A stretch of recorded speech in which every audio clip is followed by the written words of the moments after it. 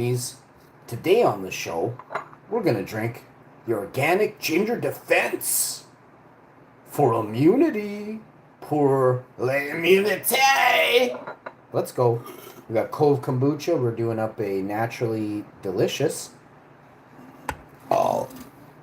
mango turmeric. You can see it there. Over to the side here, we got one of the greatest sandwiches in the world. The wife gave it a solid fucking 9 out of 10, bud. We never heard him say a 9 before.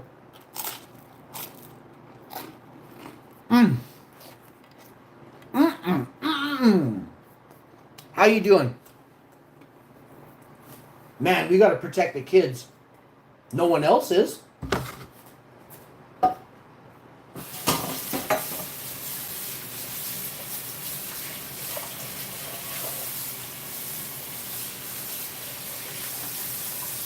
You know, children are so vulnerable.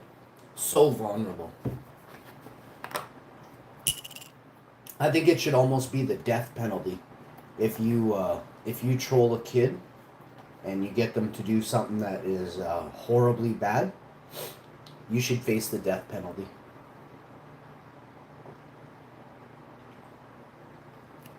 There are so many sick and evil men and women out there. And their sole purpose in life is preying on children.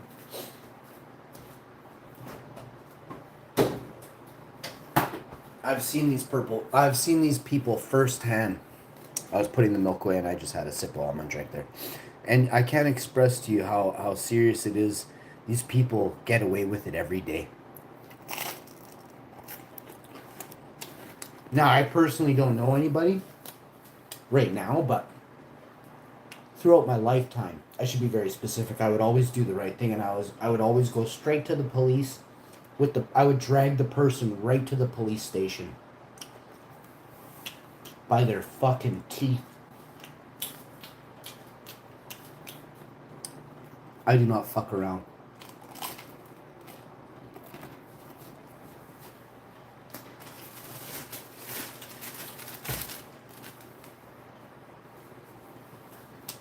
To the police in India, shame on you. I'm ashamed. You're disrespected. Gross people in India. You don't protect children.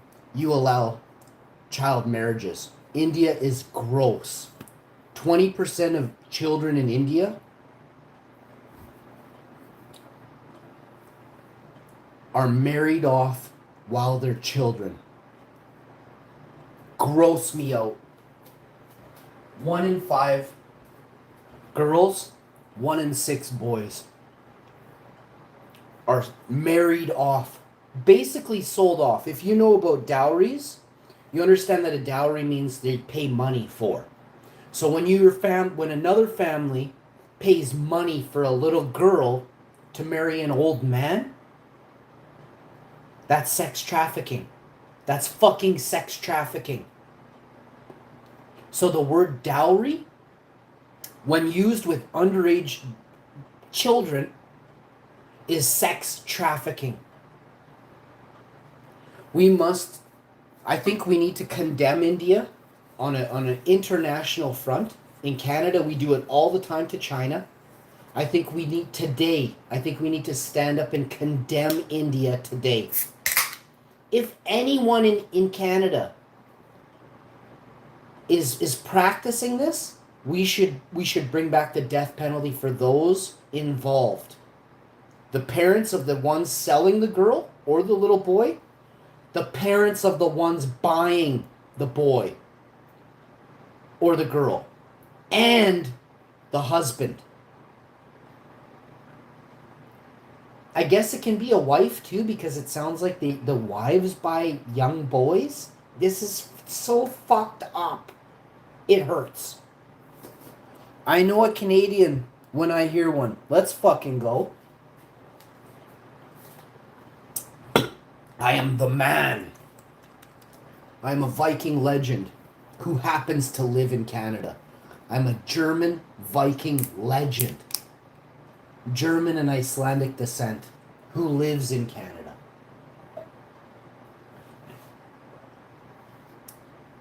The volcanoes of Reykjavik flow through my veins. The Black Forest in Germany enriches my mind.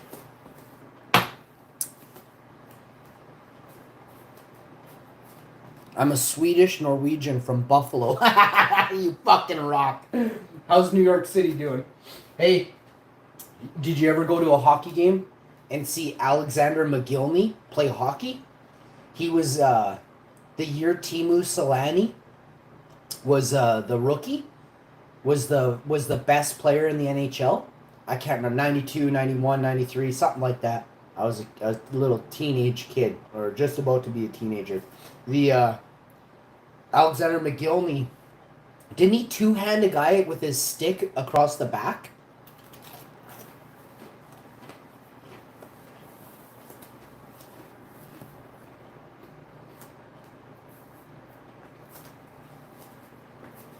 That's awesome.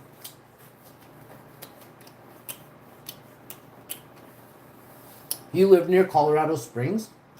Wait, Buffalo is in New York.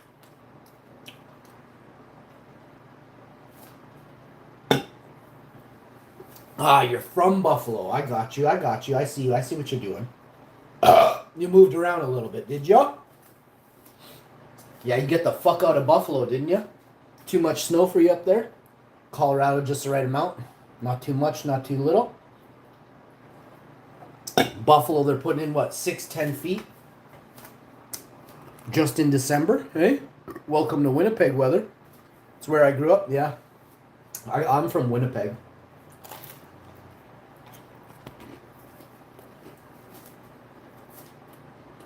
I made a lot of dentists really, really rich in this province. A lot of dentists are fucking loaded because of me.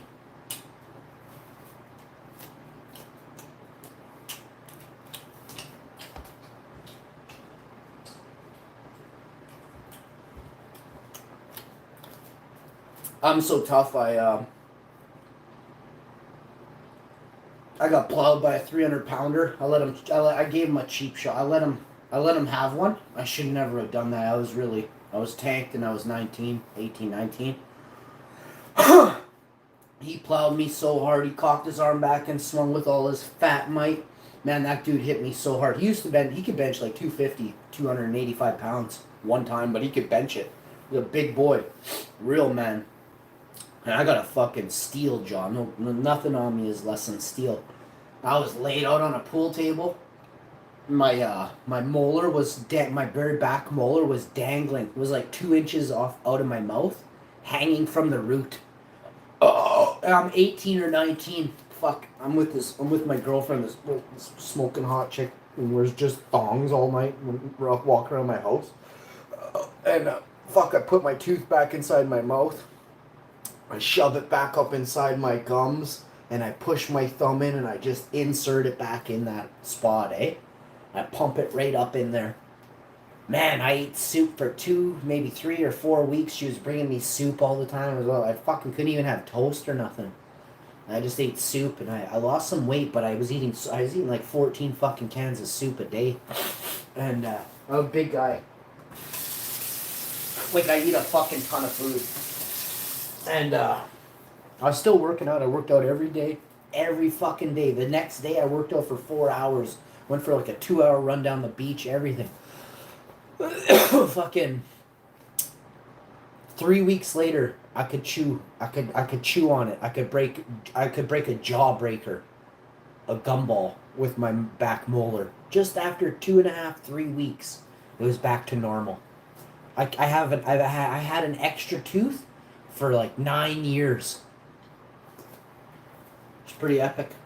Man, one day I went camping with my wife, and I fucking bit down on an olive, and the fucking olive had a pit in it, and I cracked my tooth right to the middle, all the way up the back, like it was cracked. I could feel the whole fucker cracked.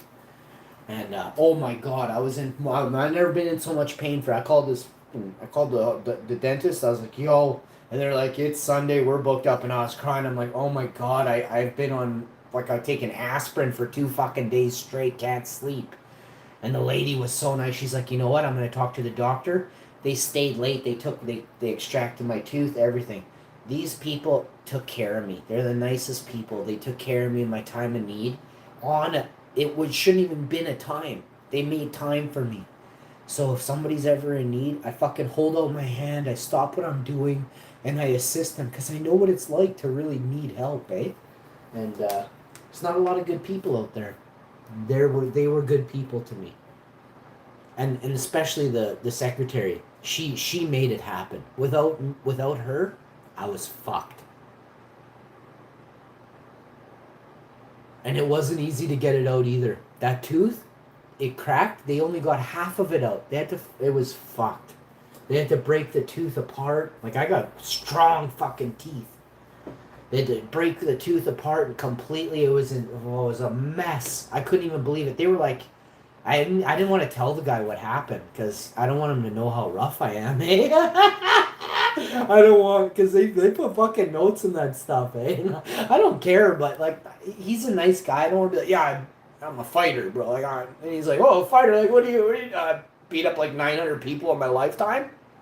Like, I don't want to look at his face, his expression when I tell him he's such a nice guy, and he's a doctor, right? Like, doctors, he has to fix up the people. He's got to patch up the people that stomping, you know what I mean? Like, yeah, it's good for his business, but also, he's got morals, right? Like, so I don't tell him exactly I've made you a billionaire, but I'm the reason you drive a Ferrari, buddy. You know what I'm saying? I ain't playing, bro.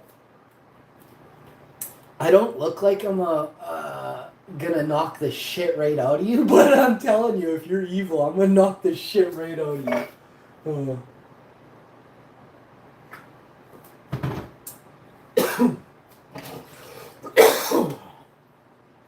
I don't not look like that I'm gonna knock the shit out of you, but I don't fully look like I'm gonna knock the shit right out of a 6'2", 6'4", 250, 280 dude.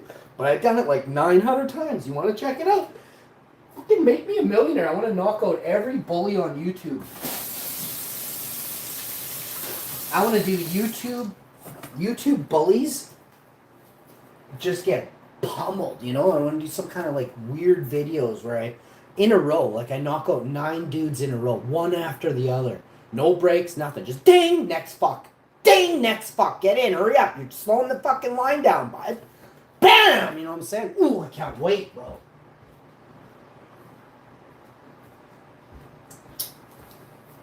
I put it out there. Trudy wants nothing to do with me. I begged for Trudy to box me. He fought an old dude from Quebec that's like 75, but he won't charity boxing match the Hash Man on a YouTube live stream. And I called him every name in the book I could. He's a puss.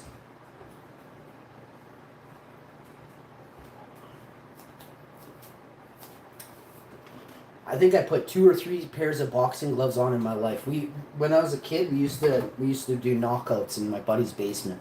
He had a 22-year-old brother. He had boxing gloves. We were like 15, 16. Every weekend we'd have a party, and only the toughest guys in our high school were allowed to come. Only the toughest.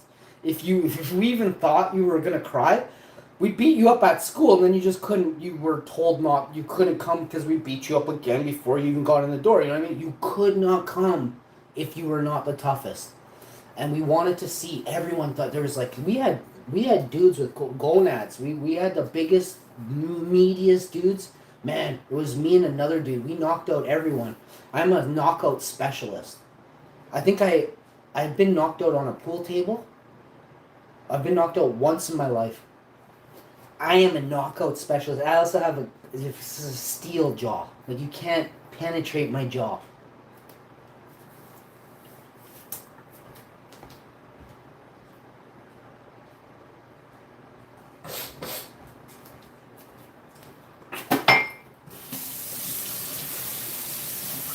That's why I always say it. Just 2 seconds. It's only going to be 2 seconds. You have no idea. But and I'm telling you, if you are really dirty, I am going to lay you flat. You're going to chew gravel. You're not even going to know it. You're not even going to understand what that means until you're actually eating gravel. You're just going to be sitting there with your eyes closed, chewing gravel. You are not going to understand until it happens.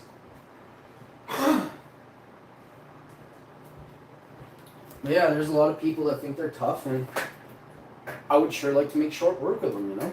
Real short work.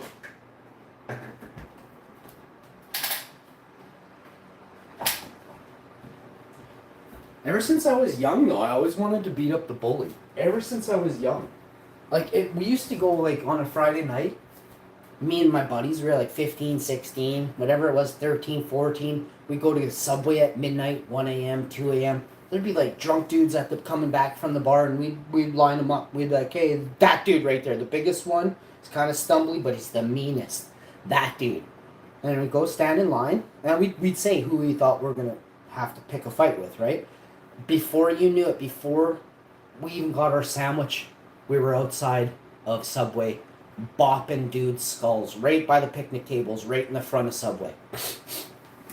And if you knew which Subway I was talking about, you would think that's messed up. But we were also the fastest in the land, right? On foot, you could never catch us. So, number one, we didn't do anything wrong. I went there for a sub. I pointed at drunk dude saying, that dick right there, I know for a fact he's a mean fuck, he beats his wife, type of thing. We've had this, every weekend this happened. I don't have a specific, we beat up so many drunk old dudes that really thought they were tough. And when I mean old, I mean 30, 40. I was 15 and 16 dropping 35-year-old dudes. No one I've ever come in contact with has ever told me these stories. Man, one time I was walking home from my buddies. I'll tell you an actual happened. I was walking home from my buddies. One of my best friends, he's about 12, 15 years older than me. Been hanging out for a decade, I get threatened in my back lane by a drunk dude carrying a 12-pack on his way home. And this dude's like, he works with his hands. This guy is tough. And I look at him like, what? I'm like, go home, you're wasted, dude. Like, I'm just walking home. I live here. This is my house right here. This one. I beat the dude up in my back lane. My mom was literally 15 feet away. I walk in the door.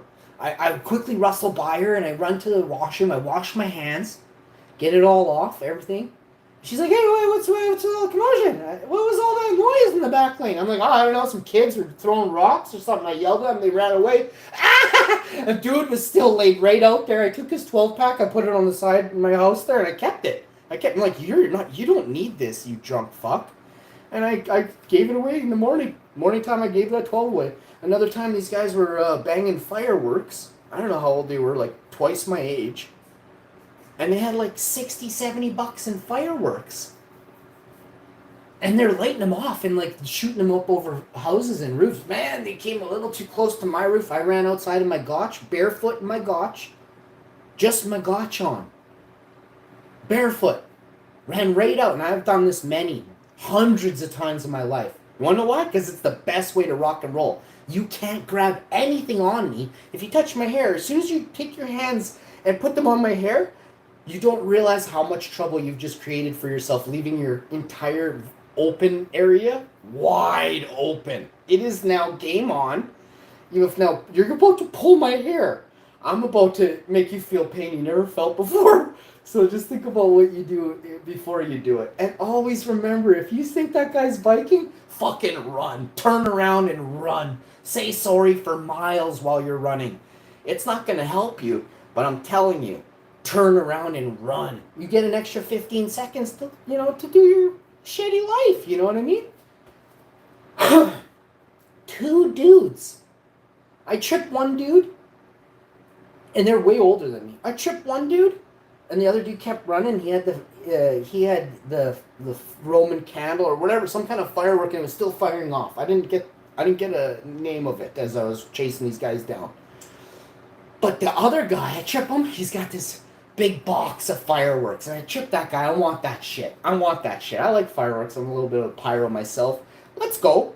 So, and I don't like you're not supposed to do this. Number one, it's fucking 2 in the morning, and I am trying to, I'm Xboxing. I'm playing Halo 2 on Xbox. I am like 18 or 19. These guys are 35. Middle of summer, 1:32 a.m. and they can't figure out how to go bang chicks or something. You know what I mean? You're almost 40 and you don't have a wife, loser. So I think to myself, I'm like, I don't want to do this. And the guys on Xbox are like, you gotta go out there and thump them. I'm like, I don't want to though. I mean, my gosh, they're like, make it even better. Let's go. And my buddy doesn't live very far away. And he's like, do you want me to come over? I'm like, nope, I got this. I can see the size of them and I can see they're just total goobs. I go out there and I handle it. I come back in and dude says, dude, we can hear you. Because it was summertime and I had my windows open, I don't have air conditioning. The dudes are like, we can hear you. Oh my god. I'm like, well, now you know I don't bullshit. And my buddy's like, fuck, well, what the fuck? Should I come down there? Are you okay? I'm like, no, dude, I'm good. We're firing off fireworks tomorrow. I said, him and his two kids were just loving life. It was awesome. Fucking, but these guys, I had to thump these guys. You know, the things they were saying to me as I was coming out, they played tough guy. While they were in the wrong. They're like, come and get me then. So I ran right up to them. And my gosh, you know, my dink's just boom, boom, boom, boom. He's like, what the fuck? He's looking down. I'm like, doo, doo, doo. And I just run right up to him in his face. And the guy gives me a push back. I push him and he just goes flying. And then the other guy takes off running. And he was trying to light something and fire it at me as I was running out. Because we were like, hey, what are you doing? Fuck off already. I was telling them just to go away, you know. And then they didn't want to go away. Well, I fucking made them go away. And I've done shit like that my whole life. I was 15. There was like 5 or 6 dudes from Selkirk or wherever, some other area of fucking Manitoba. Just redneck as fuck. And me and my cousin were in the garage. He was jamming on his guitar. I like to sing to Metallica and stuff.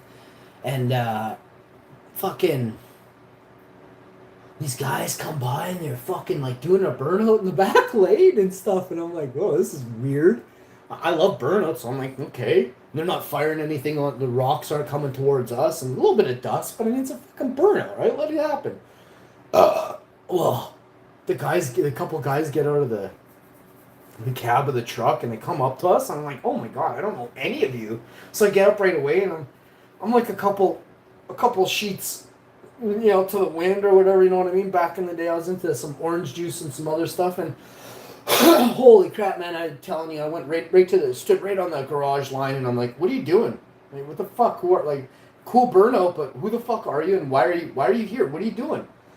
And then, like, I lived, I'm not going to say it, but there's this other area where people used to hang out, and my buddies were walking down the back lane, and they're like, they saw all this commotion, they heard the burnout, they came down the back lane, they're like, oh, fucking Hash and his cousin are jamming, eh? Let's go check it out. And they get up there and they see this truck, and as soon as my buddies see these guys, these 5-6 guys, the fucking truck does a burnout. They all peel back in because they can tell, like, they're getting mobbed now. Like, these 5-6 guys, now it's like me and my cousin's bigger than me. He's 5 years older than me, 7 years older than me.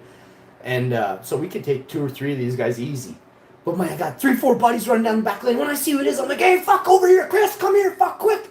And he's with a couple other guys, and they just start fucking running and swearing at these guys. And my buddy Chris is also a Viking, and he loves to fight, just like I do. And me and that guy have toasted 6-7 dudes on a Saturday fucking for 9 years straight, bro.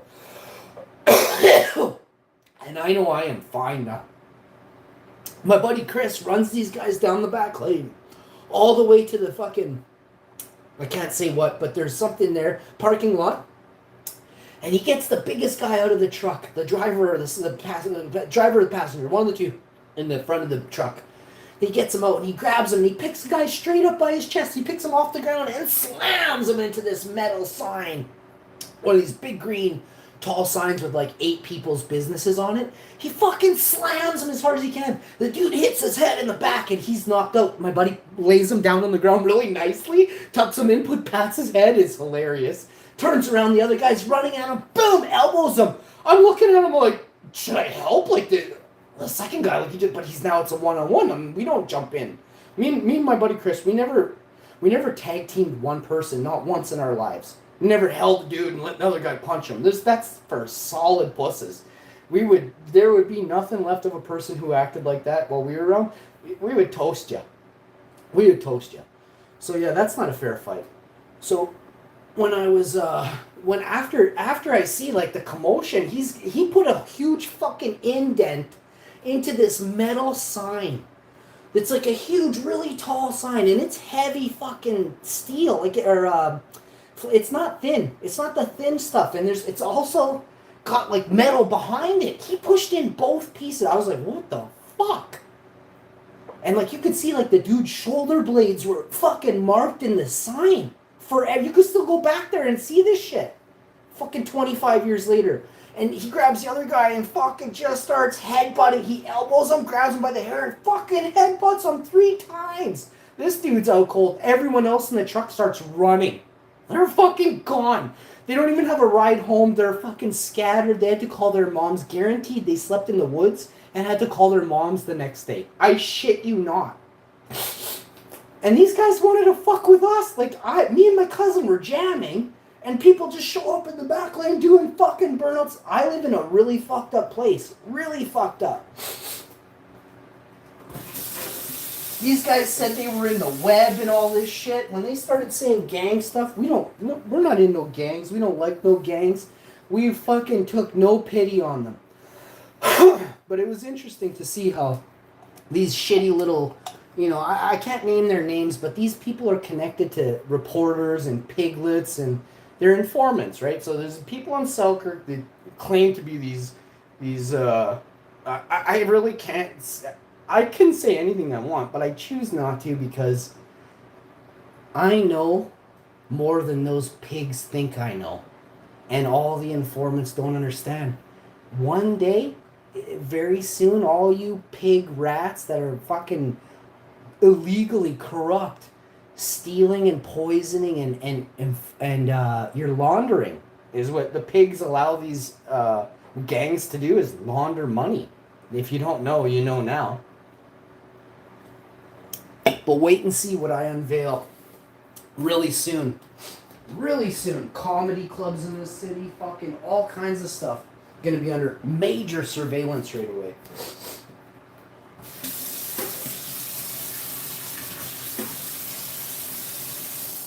Hashman ain't fucking around anymore. The world's a messed up place, that's right.